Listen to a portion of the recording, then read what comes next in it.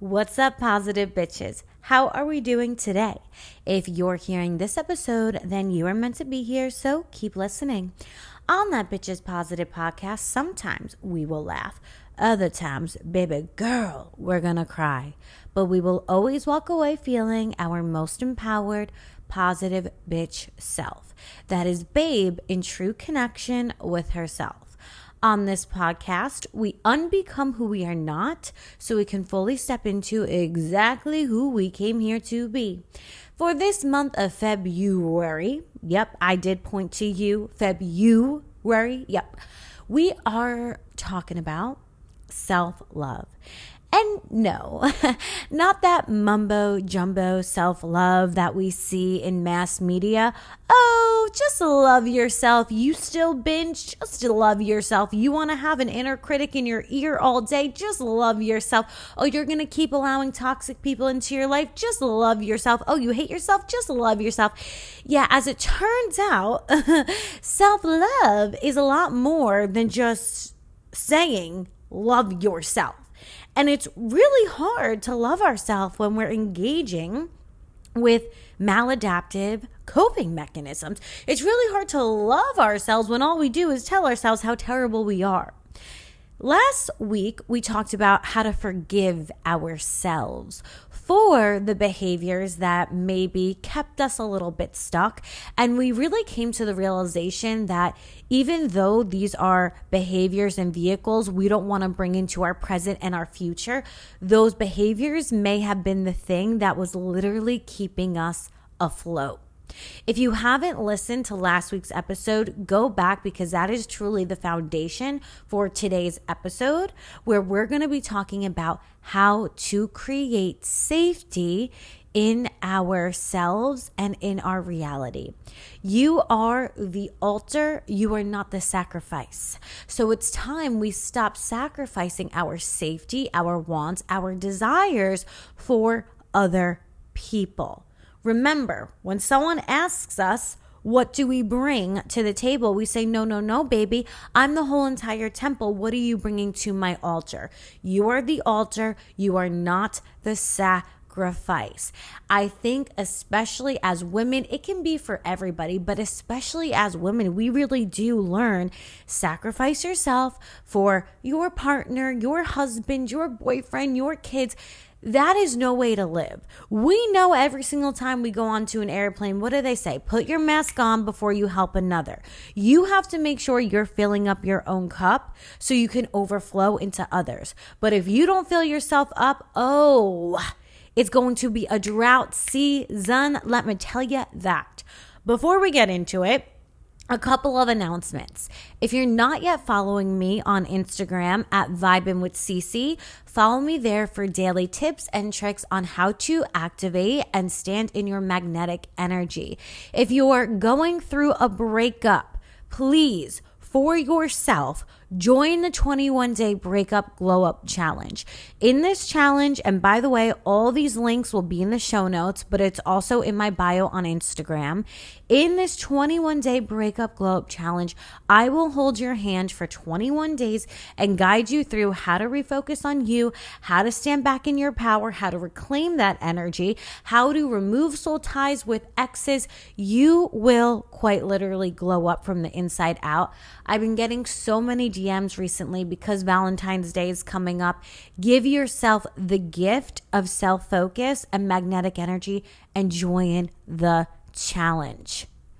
I'm not even going to talk about anything else today because, one more thing. The Divine Feminine Healing Workbook, again, link is in show notes. I give you a script to create boundaries with others. So we're going to be talking about boundaries today. If you need more guidance on boundaries, get the Divine Feminine Healing Workbook. Okay, these are tools for you to use, so utilize them. You might as well while you're on planet Earth. Without further ado, let's get into today's episode. Last week, we talked about how to forgive ourselves, and we realized we're not the sum of our mistakes. We're not the sum of our accomplishments. We are so much more than that. We've all made mistakes. That's why we're here. That's the human part of us. So we got this divinity. We got this humanness. We're going to make mistakes. That's why we came to planet Earth, to learn, develop, and grow. So instead of berating ourselves for making these mistakes, we're going to use Ho'oponopono, which we talked about last week, and we're going to forgive ourselves. Now, once we have forgiven ourselves or are working on forgiving ourselves, we need to start to create safety in our bodies. If anyone who is currently listening to this deals with autoimmune or any sort of dis-ease in the body, your body is not at ease, so there's dis-ease, it's because our internal body is literally fighting itself. When we grow up in environments where we don't feel safe externally, we don't feel safe with mom and dad or our siblings or in our home, what happens is we internalize this external environment. And what was just an unsafe environment now becomes an unsafe internal environment. If mom and dad are always fighting, we mimic this internally and we start to fight ourselves. If we have a really harsh critic, mom, dad, coach, teacher, we internalize this and start criticizing ourselves. When there's a lot of chaos out there, what do? We try to control things. We try to control what we eat, who we speak to, what we're doing. And inside, we start to control ourselves, over criticize ourselves, and we start to fight our own being. This energy of self-sacrifice, this energy of I have to control everything, this energy of I'm unsafe, we internalize that and our body becomes dis-eased, not at ease. We internally are fighting ourselves every day, saying terrible things to ourselves. And so that externalization of not feeling safe becomes internalized. What do? We get autoimmune. We get allergic reactions all day, all night. What do? We pack on the weight because weight can literally act as a shield between our spirit and the external world. What do? We clog up our chakras. What do? We lose our connection to God and ourself, and we self-sacrifice. Dis-ease in the body is self-sacrificial. You not having boundaries with others is self-sacrificial. And all it does is cause that feeling of dis-ease in the body to grow and grow and grow. You feeling safe is the utmost importance to this incarnation, because we can't get creative when we're not feeling safe. It's much more difficult. We can't have our body balanced and restored when we're not feeling safe. It's much more difficult. What we perceive as a battleground out there becomes an internal battleground in here, and we develop dis-ease, autoimmune, this constant feeling of I'm in fight or flight. And it becomes our norm. No longer will we be the sacrifice. We're going to go back home to our own temple and create safety in here. Mantra moment. These are the mantras I want us to be working with for this week. I am creating a new life with new rules. I am creating a new life with new rules. I am safe in my mind, my body, and my spirit. I am safe in my mind, my body, and my spirit. The universe is always conspiring in my favor. The universe is always conspiring in my favor. My dad used to tell me this story growing up, and it was about this man who kept hitting himself. And every time he hit himself, he would feel pain. So the man went to the doctor and he said, "Hey doc, every time I hit myself, I get this really bad pain in my arm." So you know what the doctor told him? Stop hitting yourself. Oh, okay. The first step to creating safety And this is why I brought up the Divine Feminine Healing Workbook, which you can find in the show notes, which has a script for you to set up boundaries. The first step to creating safety in your external and internal world is cutting out the things, the people, the circumstances that make you feel unsafe. Now, this is something we're going to do in baby steps. First, we need to understand, well, what does unsafe feel like to me? It feels like cortisol. It feels like stress. It feels like contracting. It feels like restriction. It feels like I have to control everything. That is what unsafety feels like. Many of us only know the feeling of unsafety, and it's now become our familiar. And we literally don't know how else to live. We don't know what it feels like to have peace and calm. And when peace and calm does come into our life, we're like, ew, no, that's boring. It's like when girls say, I only like mean men. No, you absolutely don't. You've learned faulty programming, and now that's what you're attracted to because it's what's familiar to you and it's all you know.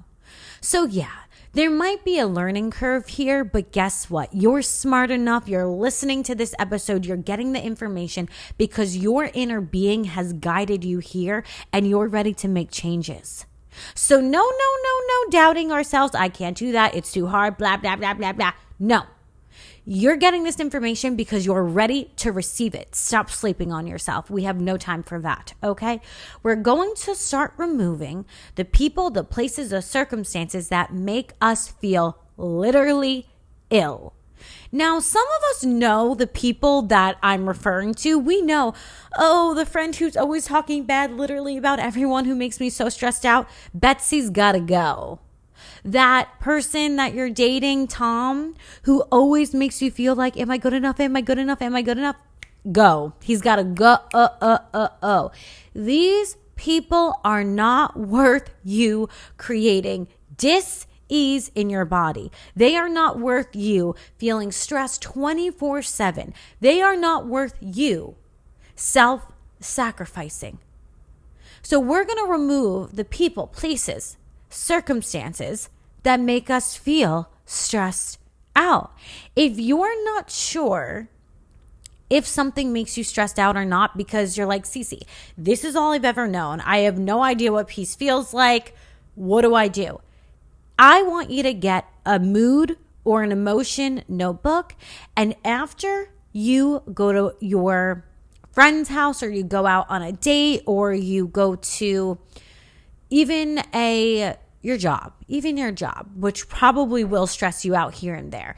I want you to write down how you're feeling afterwards. After you go back home for the holidays and you're with your family, how do you feel? After you hang out with Betsy, how do you feel? After you go out with Tom, how do you feel? When you come home back from work, how are you feeling? Start tracking what you are feeling internally. We're so seduced by our 3D, we're not even paying attention to what's going on internally. So of course we have no idea what's going on with ourselves. Start tracking what you're feeling. Now, your job, probably sometimes there's going to be some drama. There might be some stress. We can allow that there will be different seasons in our job, different seasons with our families. We can acknowledge and allow that. We know that as humans. It's not always going to be rainbows and butterflies. However, if most of the time at your job, you literally cannot function afterwards, that's something you're going to have to look at. If most of the time being with Betsy, you feel so stressed out, that's something you have to look at. If most of the time dating this person, you feel terrible, these are things you have to look at. You got to look at it.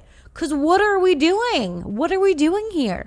Our 3D circumstance is evidence for what we are broadcasting, what we are manifesting. If you want to manifest differently, we have to start shifting what we're doing, how we're feeling, and how we're showing up. Your nervous system will know before you consciously understand what's for you and what's not. This is because we are, as I said, both divine and human. So we will pick up energetically, we will get someone's files downloaded into us energetically before we consciously know or have any evidence that this person is good, bad, or neutral.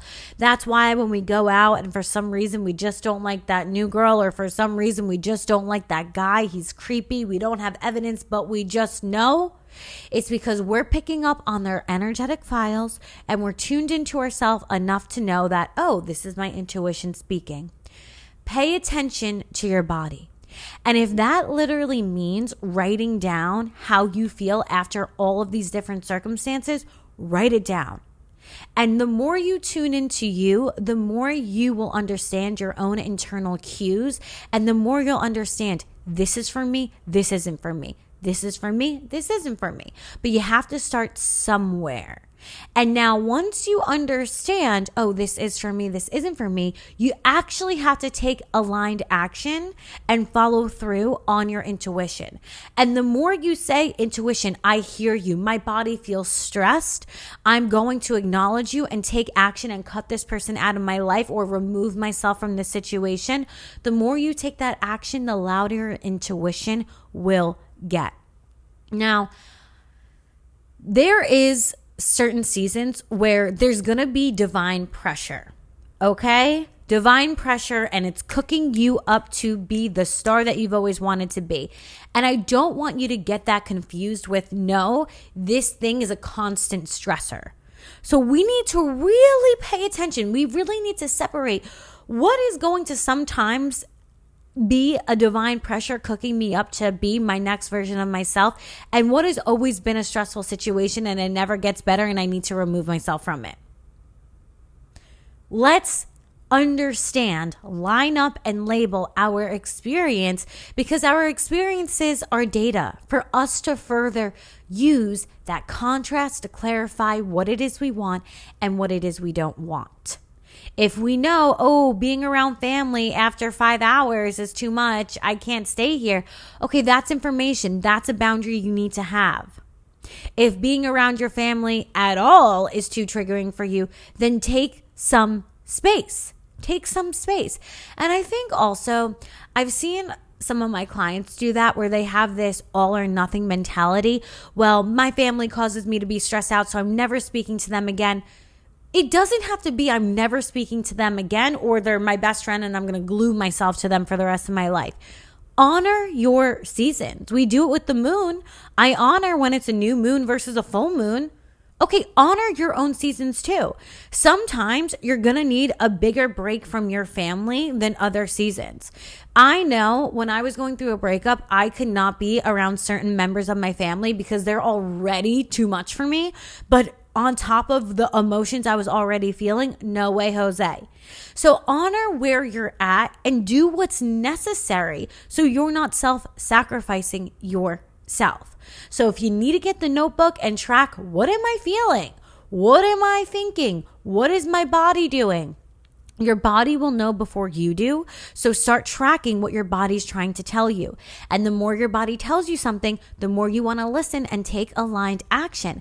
And then make a note. How do I feel now that I've taken that aligned action? Do I feel better? Do I feel worse? And take it from there. This is baby steps so we can better understand what we need to do. Now, we all have, this is point 2. We all have a need for certainty, which is safety, and we also have a need for uncertainty. If we only have certainty, we will get bored of our reality. If we're always eating the same thing, wearing the same outfit, doing the same thing day in and day out, we're bound to get bored. But if there's too much uncertainty and we have no idea, where's my next meal coming from? Is there a roof over my head? Is someone gonna come at me today? If there's too much uncertainty, we never feel safe enough to do literally anything. So we want to figure out, how can we have a balance where 70% of the time I feel certain, I feel safe, and then we leave 30% for variety, for something interesting, for miracles to come in. we all find different ways to fulfill our need for safety or certainty. Some of us do this through binging. Oh, am I calling myself out? Yeah. So I used to find safety through binging. I would binge and be certain that I would feel sick after and then want to starve myself because I ate enough calories for like 5 weeks. Yep, that's what I would do. We sometimes find certainty or safety through smoking a cigarette. I'm certain this is definitely killing me right now. Oh yeah, okay, I'm certain I'm going to disassociate from my reality right now. Maybe we find safety through that whole entire bottle, gobble, gobble, gobble, and we are certain that we're definitely hurting our body, definitely disassociating, and certain that we are not healing, but trying to escape our reality. So yeah, we all find different ways to find certainty or safety. We want to find the coping mechanisms that are actually healthy for us. So instead of these maladaptive coping mechanisms where we're drinking, we're eating, we're smoking, we want to find just healthy habits. How can I create safety in my daily and weekly schedule that will allow me to feel good about myself? Now, instead of binging, I find safety through just working out. That's my safety. I feel good about it. I'm releasing energy. I'm releasing positive chemicals. I'm creating safety for my body by ensuring that I will be healthy. How else do I create safety? Breath work, meditation. I am someone, and you guys know this, the person you're listening to right now, or if you're watching on YouTube, hello. The person you're seeing right now is not who I've always been. I created this version of me. Before, I was just constantly stressed out, constantly going level 1,000 billion. That's not a real number, but if it was, that's what I was doing. Hyper focus in masculine energy, hyper focus on others. And sometimes those behaviors will creep back in. Because why? I'm a human, just like you. And so I have to have safety, healthy habits that allow me to stay on my own pedestal. So this does look like meditation. This does look like breath work. This does look like yoga. This does look like eating healthy foods that make me feel nourished and good. You know, part of the reason I was binging so much is I was just malnourished, period. I wasn't feeding myself healthy foods, and so my body would then crave sugar. So what I had to learn is that when I feed my body healthy foods and I nourish it and I focus on health instead of being a certain body type, that actually helps me not binge. It creates safety in my own body, and I feel way more grounded. So my question for you is, how can you create healthy habits that can be your new safety? Now, instead of craving safety from binging or smoking or drinking or being with men who are just terrible, you can create safety through healthy habits. What can that look like for you? This is something you're going to want to sit on, journal on. Journaling is literally a way to create safety. Oh, how can I forget this? Reading. Reading is a way I create safety. You know, scrolling on my phone, it's too much. It's too much energy. It's too much. So what do? I create safety through unplugging and going and reading a book. So that's safety. The other part of this is, how can we create positive uncertainty, or as I like to call it, variety? Instead of feeling like, oh, I need to feel this crazy chemistry with this man, that is not a healthy way to find uncertainty or variety. Instead of doing that, how can we find variety in a healthy way? Here's an idea. Learn a new language, listen to a TED Talk, read a new book, go out and try a new workout class or a new pottery class or some sort of new thing. I don't know. Go to an adventure park and ride a roller coaster. There are positive ways you can find uncertainty.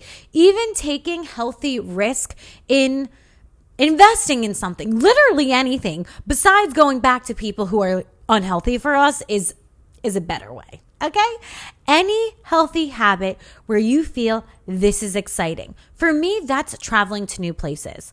When I feel like, this is too much of certainty, I need some variety, travel somewhere new, go to a new museum, try a new restaurant, read a new book. There are ways you can get that, this is fun, this is exciting, without creating disharmony in your body. Okay, great. Point 3, date the divine. If you're feeling unsafe, ungrounded, date the divine. You want to start connecting to your spirit team because listen up. This podcast episode is going to have practical, action-based work. It's also going to have spiritual work, and it's also going to have biblical work. Okay, we're going literally everywhere, and chakra work. Because like I said, I'm never niching down. It's just not in the cards for me. As a life and energy coach, I'm hitting every single spot, and that's what we need to do. Call on your spirit team. Okay? Call on your spirit team. What is your spirit team? Your spirit team is archangels. It can be Archangel Michael, Raphael, Anuel, Chamuel. It also is loving ancestors. It's also masters, ascended masters like Jesus, Muhammad, Buddha, the Blessed Mother Mary. It also may be any spiritual teacher in the past that you love. You can call on them. Okay, so how do you call on your spirit team? I have full episodes that go in depth on how to call on your spirit team. They are always usually in the month of October because we do it for spooky Halloween theme, even though it's not spooky at all. You have a spirit team of these energetic, high vibration beings that are always wanting to help you. You don't even realize how much they protect you from because you haven't experienced it because they protected you from it. These high vibrational beings are always there for you, but because you are the human who incarnated, you have the free will to either call on them or not. And if you don't call on them, they will rarely ever make themselves known unless something really extreme is about to happen. You have to call on them. How do you call on them? I just did a video, a TikTok and a reel on this. A really easy way to make initial contact with your spirit guides is step 1, you have to call on them.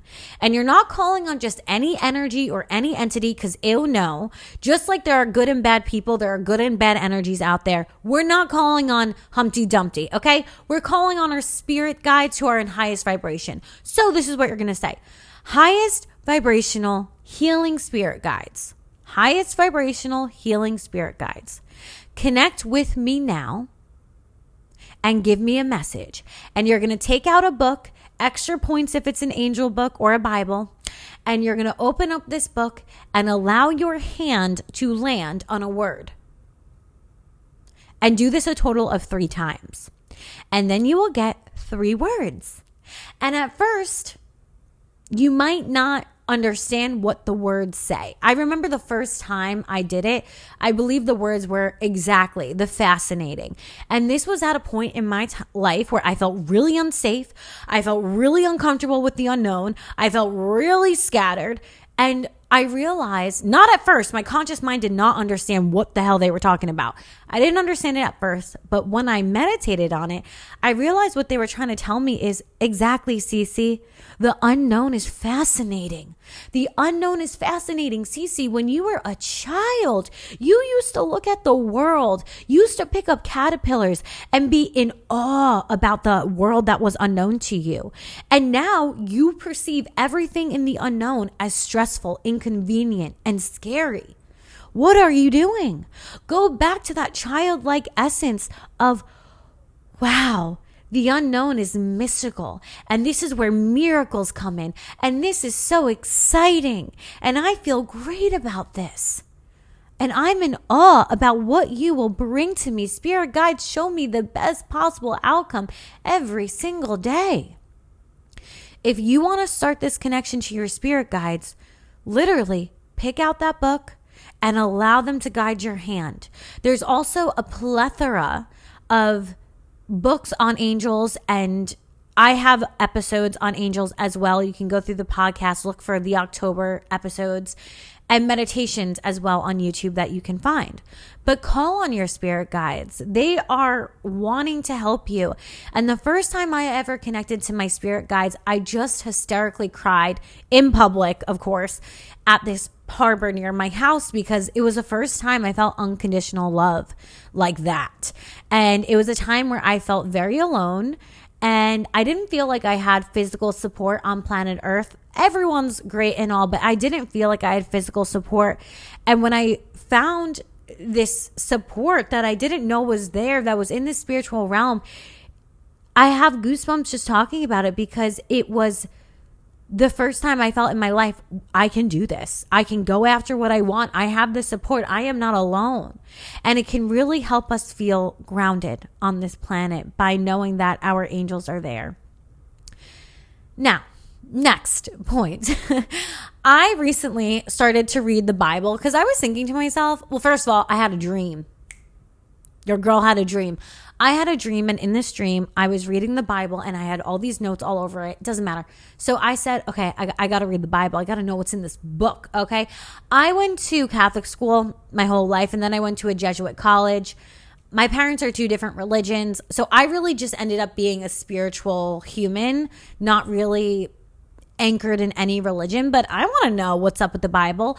So I started to read it, and I don't read it in order because I know most of the stories, not well, but well enough. So I just open it to random pages, and I'm like, okay, this is what God wants me to read, and that's what I read. I'm not a biblical master. I'm a girl who's reading the Bible. But I want to talk about this story because it's just exactly what I was going through. So it's just mystical, and once again, CiiCii's in awe of how the universe works. Anyway, I open up the Bible. It's the book of Job. I'm like, let's read this. So I'm going to tell you a little bit about the story in my own way, and it's not going to be the perfect synopsis, but it's going to be good enough, and it's going to get to the point of what we need to talk about. So this book of Job, it opens up in a scene where we're in heaven, okay, go us, and Satan is challenging the righteousness of Job and suggesting that Job is only faithful because he's prosperous. Job is like, he has a good life, man. Like, he's got them kids and that money, honey. So he's living a good life, and he's been very blessed by God. And God basically says, okay, you can go after Job. You can test him. There's no way that Job is going to give up his faith on me. So Satan does put him to the test, period. And he takes away his possessions, his health, his family. As Job experiences intense suffering, he engages in dialogues with his friends. I'm not even going to try to pronounce their names, but his friends are so negative. I was literally, speaking of cutting toxic friends off, Job, I wish I was there, because your friends are so negative and not helpful at all. The whole entire time I was shaking my head. I was like, he has the worst friends I've ever heard of in my life. Anyway, each friend offers a different perspective on why Job is suffering. And they basically say, Job, you're suffering because you're a sinner. But Job knows that he's not a sinner. So he's thinking, that's not true. I'm not suffering because I'm sinning. I'm an upright, good man, blah, blah, blah. And his friends suck. Okay, anyway, Job maintains his innocence. He never says he sinned, and he questions the fairness of the situation. Now, this is the meat of this story that I really want to get into. So Job starts asking God, why? Why are you doing this to me? Why are you making me suffer? My sucky friends keep telling me it's because I've sinned, but I know I've not sinned. And finally, God comes through like a storm. By the way, it was literally storming outside when I was reading this. That's just set the scene, girl. And out of a whirlwind, God responds, and he's like, listen, Job, I created the whole entire universe. I run the whole entire universe. I make the sun go up and the sun goes down and the fishes in the sea and the clouds and whatever else is going on planet Earth. And God emphasizes his divine wisdom. And he goes, really, who are you to question me? Period. And God drops the mic. And this just brings me back to what I've thought about before. Okay, we are asking the wrong questions and we're wasting our own damn time. God created the whole entire universe, and he runs the whole entire universe. Where do we get off questioning if he can run our life? I mean, baby girl, I am all for the confidence of saying why. I scream at God all the time. He'll probably come down in a whirlwind at me some point soon. But anyway, we're asking the wrong questions. We're saying, why this, why that, why this, why that? When really what we need to be questioning is what? What can I do with this experience? And I just saw 444 on the clock. What can I learn? What can I do to help myself actually become a better version of me? We are questioning the wrong energy here. We are questioning God when really we need to be questioning ourselves. Instead of questioning God, why? Reflect. You have always gotten out of the difficult situations you've been in. You have always found the resources. You've always figured it out. Why would this time be any different? It wouldn't be. So instead of questioning God, who has always pulled you through, has always made the wrongs right, has always turned that rejection into protection and redirection, instead of questioning God, question you. And say, what can I do with this circumstance? What can I learn? What can I do to better myself? What am I not seeing? If you want to ask how, you can say, how can I see this from a higher perspective? What may I be missing that I didn't see before but can learn now? If you need to make a list of every single time in your past things were going wrong, but they actually turned out to work out in your favor, make that list and reflect on it every single day. I have wasted so much of my time saying why, and then things work out better than I ever thought they could. I'm not saying we're always going to know why. We may not. But I don't know how an iPhone works. I use it every single day, works good enough for me. I don't think that we always need to know why. Why are we even concerning ourselves with why? We have to ask, is why helping me or is it hurting me? If it's hurting me, it's time to let it go. Just put it down. Instead, ask, what can I learn? What can I do? How can I see this from a higher perspective? Because those questions will lead you to answers that why simply won't. I'll never know how an iPhone works. And frankly, I don't care. I use it and it works for me. I don't know how electricity works. I don't care. Nope. Works good enough for me. I don't need to know why everything unfolded in the way it did for it to just work for me. And maybe you don't need to know either. Let's ask ourselves questions that lead to self-discovery and fuel us rather than destroy us. The last part of this podcast is our root chakra. See, I told you we're going to get a little spiritual, biblical action steps. We're doing it all. Your root chakra. Now, we have chakras in our body, and they're basically like little energy vortexes or windows or puddles, however you want to see it. And they're all over, but we usually focus on 7 that align our spine. And the first chakra that is created in our body is the root chakra. And it has to do with us understanding that, okay, now I'm a human on planet Earth. And it is shown through the color of red. That is what it is associated with.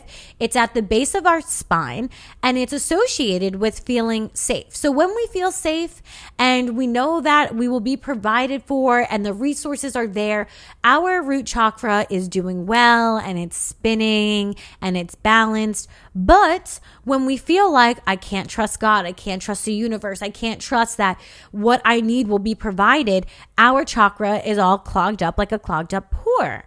So we want to balance this root chakra. How do we balance this root chakra? You're going to use the mantra moments I stated at the beginning of this episode. Hello.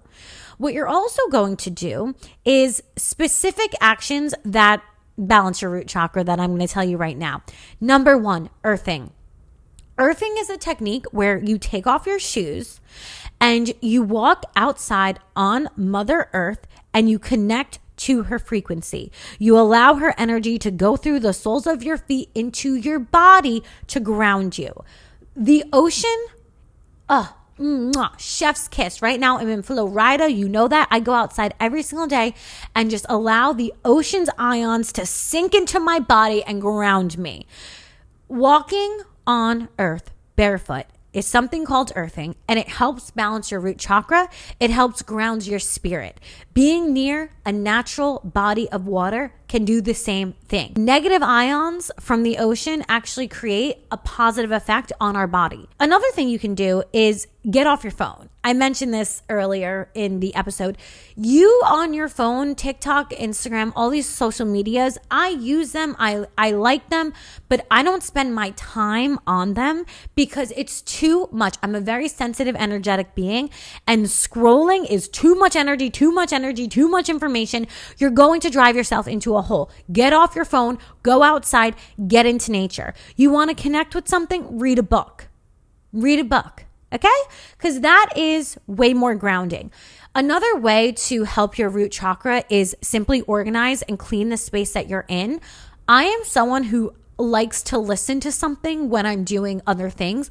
Put on this podcast or another podcast or an audiobook and clean your space. Organize the energy that's around you. It will help you feel grounded in your space and not be too stimulated. Too many objects in a space is overstimulating for our energy. Too much scrolling is overstimulating for our energy. So what would ground you? Earthing is going to ground you. Being out in nature is going to ground you. Organizing is going to ground you. If you're listening to content, listen to long form content instead of video after video after video, because that's more grounding than short form content. Another thing you can do is something called sun gazing, which is when the sun is rising or setting, you just look into the sun and you connect with the sun's energy. It's great vitamin D, but also it will ground your spirit in your energy. If you notice, a lot of the things I'm saying has to do with getting outside and getting into nature. So get outside and get into nature. Another way to ground yourself is to eat whole foods. So if it's not something that was walking on the planet at one time or grown from the planet, don't eat it. Oreos, Doritos, all of the fake things, those are just chemicals to look and taste like food. They're not actually food. Eat whole foods, drink more water. These are all things that will help your root chakra, specifically red foods. So that doesn't mean food dye. That means beets or beet juice. That's a great way to balance your root chakra. Also, root vegetables, sweet potatoes, these sort of things can help balance your root chakra as well. If you also just want to make it easy for yourself, there are root chakra frequencies on YouTube. Just play it while you're in the shower, while you're making your coffee in the morning. There's also root chakra meditations that are guided on YouTube. There are so many tools in this world today. We're very lucky to be alive during this time. Use the tools that are at your disposal to help you balance this root chakra. And the more you balance the energy in this center, the more grounded you will feel. Okay. That is about it for today's episode. As always, the sparkle in me honors the sparkle in you. If you enjoy this episode, please leave a positive review on Apple Podcasts and Spotify. It also would mean the world to me if you can interact with this video on YouTube. Put a comment, speak to me, let's chit chat in the comments, like and subscribe as well so you'll know when the podcast is posted. If not for me, do it for you because good karma. And I will see you in the next one. Mwah.